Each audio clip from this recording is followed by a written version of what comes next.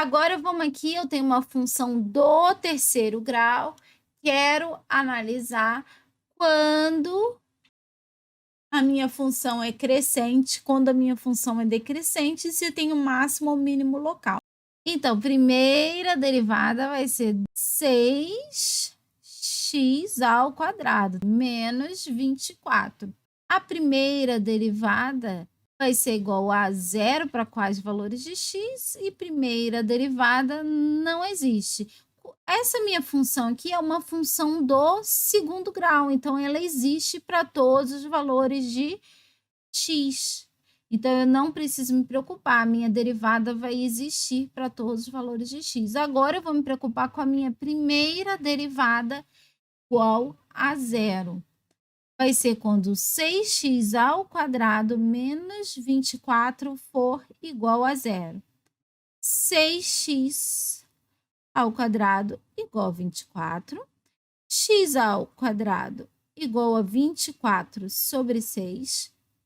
X igual a x ao quadrado igual a 4. X vai ser igual a mais ou menos 2. Então, aqui eu tenho dois pontos críticos. Quando x é igual a 2 e quando x igual a menos 2.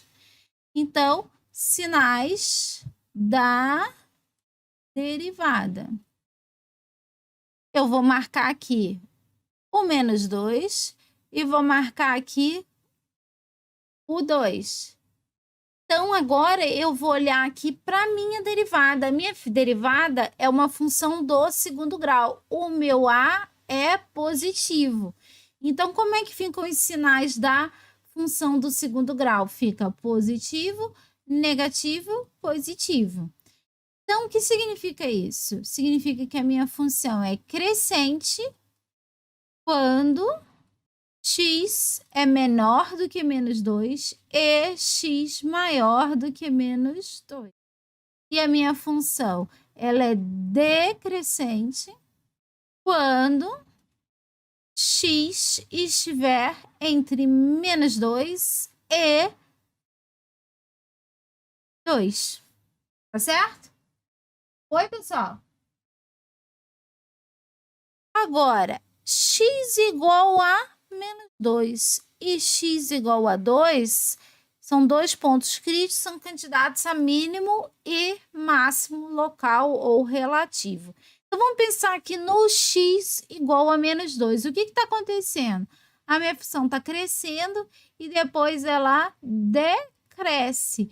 Ou seja, eu tenho aqui um ponto de máximo local. E x igual a 2, eu tenho um ponto de mínimo local, tá certo? Porque a minha função está decrescendo e depois ela volta a crescer. Então, aqui eu tenho dois extremos relativos. Tem um ponto de máximo local e tem um ponto de mínimo local. Por último, vamos fazer essa função aqui. Y igual a x vezes e elevado a x. Primeira derivada, agora eu tenho que uma função multiplicando outra função. Então, eu tenho que aplicar a regra do produto. Derivada da primeira função, 1 vezes a segunda função, mais a primeira função vezes a derivada da segunda função, que é o próprio e de x. Vai ficar e elevado a x mais x vezes e de x. Para facilitar eu analisar aqui, quando a primeira derivada é igual a zero e os sinais da derivada, eu vou colocar o e elevado a x em evidência. Então, vai ficar 1 mais x vezes e de x. Então, essa aqui é a minha derivada. Aí, vamos pensar aqui, minha primeira derivada é igual a zero ou minha primeira derivada não existe para algum valor de x? Aqui eu tenho mais e de x, 1 mais x é uma função do primeiro grau, então ela existe para todos os valores de x. E e de x eu não tenho nenhum problema no meu domínio. Ela também existe para todos os valores de x. Então, aqui não preciso me preocupar. Então, minha primeira derivada vai ser igual a zero quando o quê? É elevado a x vezes 1 mais x for igual a zero. Agora, a gente lembra lá de quando a gente viu função exponencial, é elevado a x, nunca vai ser igual a zero, é diferente de zero. Pode até tender a zero, mas não é igual a zero.